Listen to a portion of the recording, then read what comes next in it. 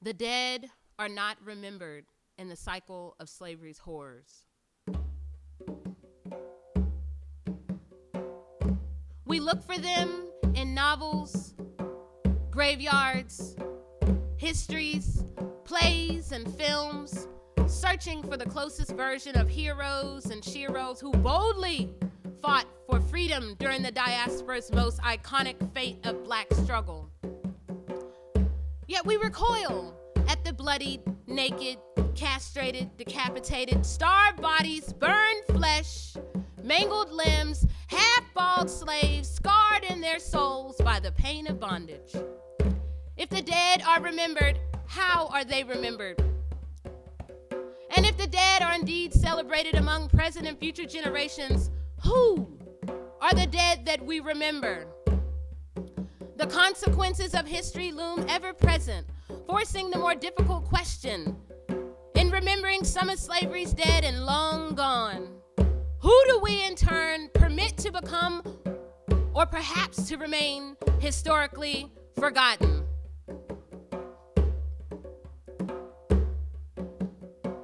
Left alone, unspoken about, denied, and thus abandoned as a necessary aspect of human history worth remembering, the terrorizing moments of suffering become generationally forgotten.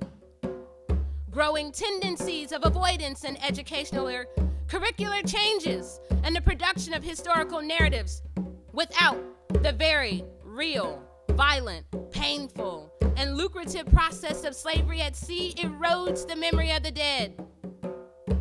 The debasement and violent, brutal making and marking of slaves on ships, as expressed and produced through the Middle Passage, for some offers quite simply nothing value-worthy to remember.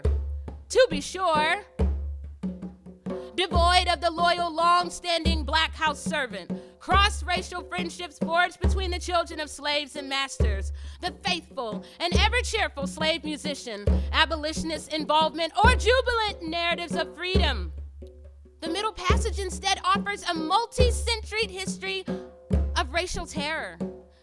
Terror, however, does not produce kindness, nor kind stories that many choose to acknowledge, celebrate, or memorialize.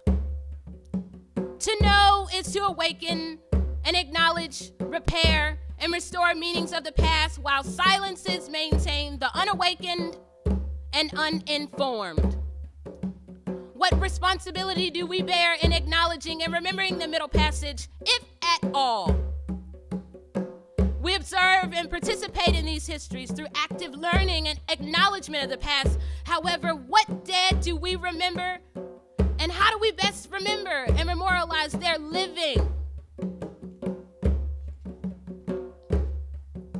Taken together, the testimonies of a much larger scale of devastation, bloodshed, and heartbreak matters little when the meaning and the memory are inscribed into silences surrounding the alchemy of horrors that slavery at sea produced.